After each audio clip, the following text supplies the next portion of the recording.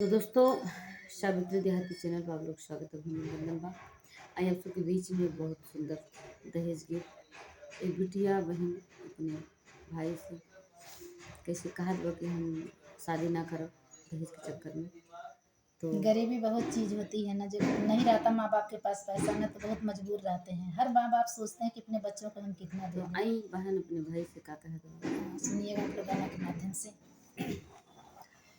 रोई रोई भैया से कहली बहिनिया, रोई रोई भैया से कहली बहिनिया, जिनी जाया केहू के दुआर भैया बिरनु, जिनी जाया केहू के दुआर भैया बिरनु। अरे माई तो मरी गईली शादी के फिकिरिया से, सुने गईले घरवा दुआर भैया बिरनु, सुन भइले घरवा दुआर भैया बिरनु। खोजी खोजी बर मोरा बाबूजी हैरान भइले, देखल दुआरिया हजार भैया बिरनु, देखल दुआरिया हजार भैया बिरनु। अरे शादी के फिकिरिया में बाबूजी झोराई गईले, छोड़ी देहल सथवा हमार भैया बिरनु। अरे छोड़ी दिहल सथवा हमार भैया बिरनु।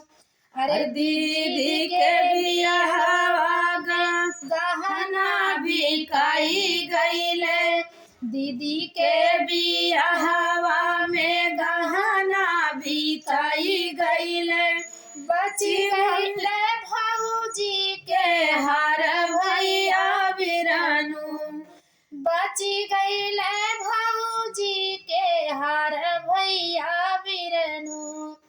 जिनी बेचा खेती बारी हमरे बियाहे बिना, जिनी बेचा खेती बारी हमारे बियाहे बिना, जिनी लिहा कर जाऊ धार भैया बिरनु, जिनी लिहा कर जाऊ धार भैया बिरनु। अरे हम नाही भैया हो मंगिया भरऊ बाई, अरे हम नाही भैया हो मंगिया भरई बाई, जिंदगी भर रहबै कुंवर भैया बिरनु, जिंदगी भर रहबै कुंवर भैया बिरनु। नैहर में भैया तोहर लड़का डोलई बाई, नैहर में भैया तोहर लड़का खेलई बाई।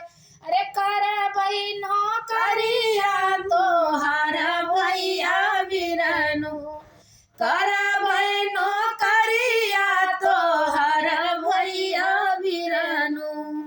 रोई रोई भैया से कहली बहिनिया, अरे जिनी जाया केहू के दुआर भैया बिरनु। देखिए, एक बहन अपने भाई को तकलीफ नहीं देना चाहती है बल्कि कुंवारी जिंदगी रहना चाहती है, सिर्फ और सिर्फ दहेज के कारण। दहेज के लिए आपकी क्या राय है, कमेंट से बताइएगा।